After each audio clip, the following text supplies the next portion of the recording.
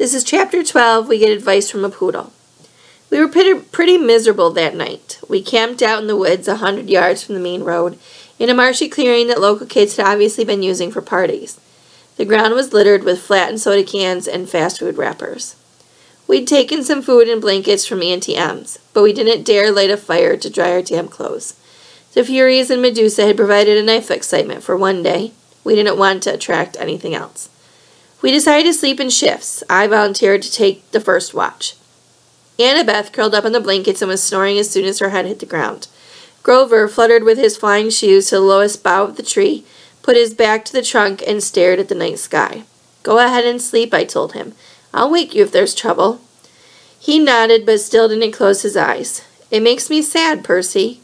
"What does? The fact that you signed up for this stupid quest?" "No, this makes me sad." He pointed at all the garbage in the ground. "And the sky. You can't even see the stars. They've polluted the sky. This is a terrible time to be a satyr." "Oh yeah, I guess you'd be an environmentalist." He glared at me.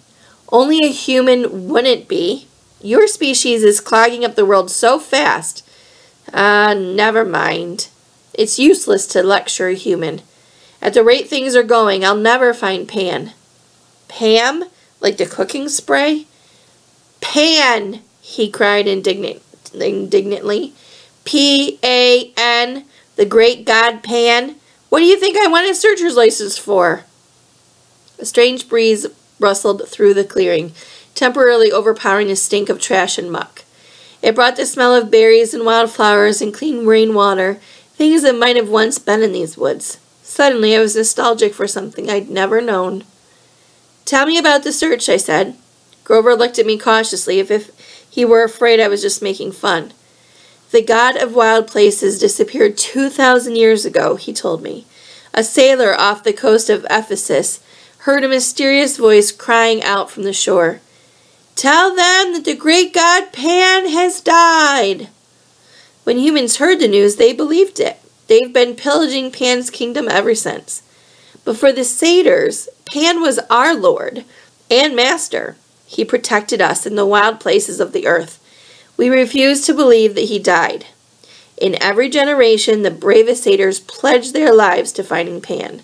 They searched the earth, exploring all the wild places, hoping to find where he is hidden and wake him up from sleep." "And you want to be a searcher?" "It's my life dream," he said. "My father was a searcher, and my Uncle Ferdinand." "The statue that you saw back there."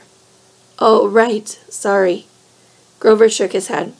"Uncle Ferdinand knew the risk. So did my dad. But I'll succeed. I'll be the first searcher to return alive." "Hang on, the first?" Grover took his reed pipes out of his pocket. "No searcher has ever come back. Once they set out, they disappear. Never seen alive again." "Not once in 2,000 years?" "No." "And your dad? You have no idea what happened to him?" "None." "But you still want to go?" I said, amazed. "I mean, you really think you'll be the one to find Pan?" "I have to believe that, Percy. Every searcher does. It's the only thing that keeps us from despair when we look at what humans have done to the world. I have to believe Pan can still be awakened." I stared at the orange haze of the sky and tried to understand how Grover could pursue a dream that seemed so hopeless. Then again, was I any better? "How are we going to get into the underworld?" I asked him. "I mean, what chance do we have against a god?" "I don't know," he admitted. "But back at Medusa's, when you were off searching her office, Annabeth was telling me—" "Oh, I forgot. Annabeth will have a plan all figured out." "Don't be so hard on her, Percy. She's had a tough life, but she's a good person. After all, she forgave me." His voice faltered. "What do you mean?" I asked. "Forgave you for what?" Suddenly, Grover seemed very interested in playing notes on his pipes. "Wait a minute," I said. "Your first keeper job was 5 years ago. Annabeth has been at camp 5 years. She wasn't... I mean, your first assignment that went wrong?" "I can't talk about it," Grover said, and his quivering lower lip suggested he start crying if I pressed him. But as I was saying, back at Medusa's, Annabeth and I agreed there's something strange going on with this quest. Something isn't what it seems. Well, duh. I'm getting blamed for stealing a thunderbolt that Hades took. That's not what I mean, Grover said. The kindly ones were sort of holding back, like Mrs. Dodds at Yancey Academy. Why did she wait so long to try and kill you? Then on the bus, they weren't as aggressive as they could have been. They seemed pretty aggressive to me.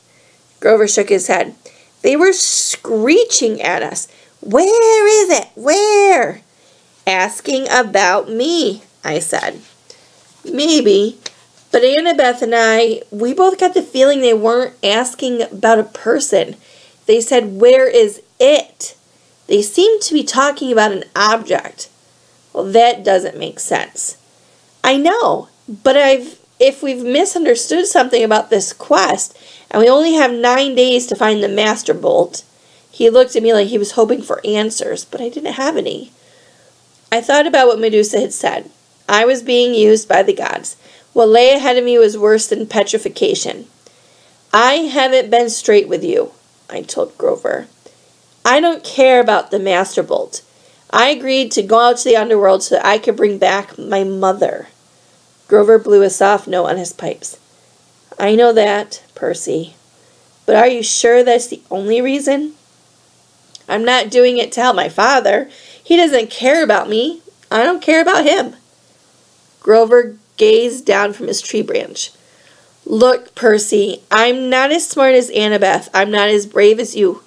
But I'm pretty good at reading emotions. You're glad your dad is alive. You feel good that he's claimed you, and part of you wants to make him proud. That's why you mailed Medusa's head back to Olympus. You wanted him to notice what you'd done. Yeah? Well, maybe satyr emotions work differently than human emotions. Because you're wrong. I don't care what he thinks. Grover pulled up his feet onto the branch. Okay, Percy, whatever. Besides, I haven't done anything worth bragging about. We barely got out of New York, and we're stuck here with no money and no way west. Grover looked at the night sky like he was thinking about the problem. How about I take first watch, huh? You get some sleep. I wanted to protest, but he started to play Mozart, soft and sweet, and I turned away, my eyes stinging. After a few bars of Piano Concerto No. 12, I was asleep. In my dreams, I stood in a dark cavern before a gaping pit. Gray mist creatures churned all around me, whispering rags of smoke that I somehow knew were the spirits of the dead. They tugged at my clothes, trying to pull me back, but I felt compelled to walk toward the very edge of the chasm. Looking down made me dizzy. The pit yawned so wide, and I was so completely black, I knew it must be bottomless. Yet I had a feeling that something was trying to rise from the abyss, something huge and evil. The little hero, an amused voice echoed from down far in the darkness. Too weak, too young, perhaps you will do. The voice seemed ancient, cold, and heavy. It wrapped around me like sheets of lead. They've misled you, boy, it said. Barter with me. I will give you what you want. A shimmering image hovered over the void. My mother, frozen at the moment that she dissolved into a shower of gold. Her face was distorted with pain as if the Minotaur were still squeezing her neck. Her eyes looked directly at me, pleading, Go! I tried to cry out, but my voice wouldn't work. Cold laughter echoed from the chasm. An invisible force pulled me forward. It would drag me into the pits unless I stood firm. Help me rise, boy. The voice became hungrier. Bring me the bolt. Strike a blow against the treacherous gods. The spirits of the dead whispered around me, No, wake! The image of my mother began to fade. The thing in the pit tightened its unseen grip around me. I realized it wasn't interested in pulling me in. It was using me to pull itself out. Good, it murmured. Good. Wake, whispered the dead. Wake! Someone was shaking me. My eyes opened, and it was daylight. Well, Annabeth said, the zombie lives. I was trembling from the dream. I could still feel the grip of the chasm monsters around my chest.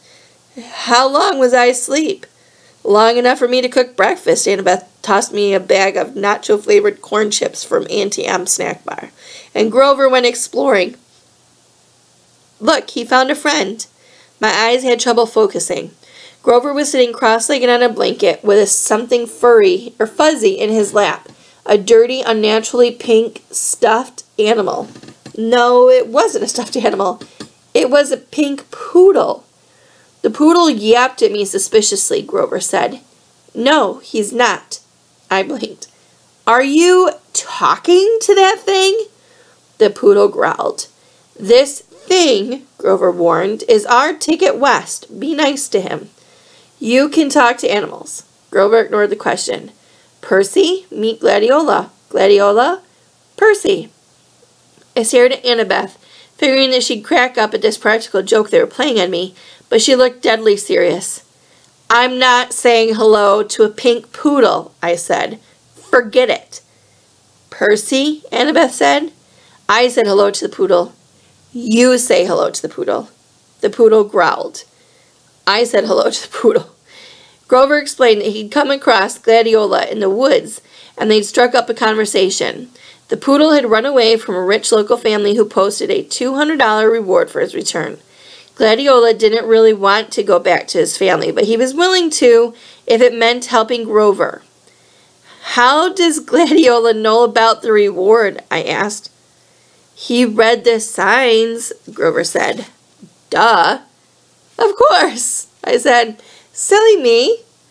So we turned in Gladiola. Annabeth explained in her best strategy voice. We get money, and we buy tickets to Los Angeles. Simple. I thought about my dream, the whispering voices of the dead, the thing in the chasm, and my mother's face, shimmering as if it dissolved into gold.